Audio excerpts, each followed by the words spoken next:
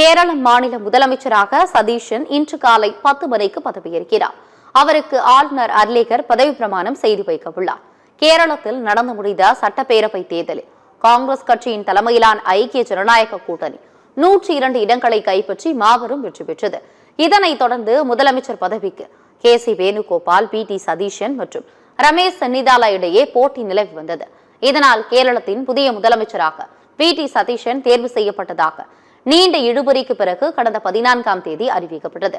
ஐக்கிய ஜனநாயக கூட்டணி கட்சிகளின் ஆதரவு கடிதத்துடன் பி.டி. சதீஷன் உள்ளிட்ட காங்கிரஸ் தலைவர்கள் கேரளம் ஆளுநர் ராஜேந்திர விஸ்வநாத் அர்லேகரை சந்தித்து ஆட்சி அமைக்க உரிமை கோரினர். இதனைத் தொடர்ந்து திருவனந்தபுரத்தில் உள்ள மத்திய திடலில் இன்று காலை 10 மணிக்கு முதலமைச்சராக சதீஷன் பதவியேற்க உள்ளார்.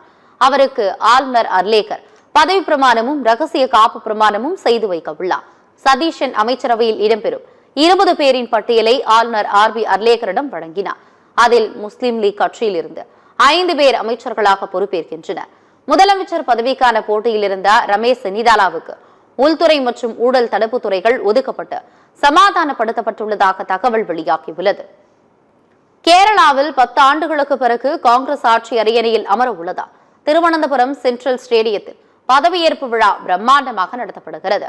இந்த விழாவில் காங்கிரஸ் கட்சியின் தேசிய தலைவர் மல்லிகார்ஜுன கார்கே, மக்களவை எதிர்க்கட்சித் தலைவர் ராகுல் காந்தி, எம்பி பிரியங்கா காந்தி, கர்நாடக முதலமைச்சர் சித்தராமையா, தெலுங்கானா முதலமைச்சர் ரேவந்த் ரெட்டி, இமாச்சல பிரதேச முதலமைச்சர் சுக்பீந்தர் சிங் சுகு உள்ளிட்ட முக்கிய பிரமுகர்கள் பங்கேற்கிறார்கள்.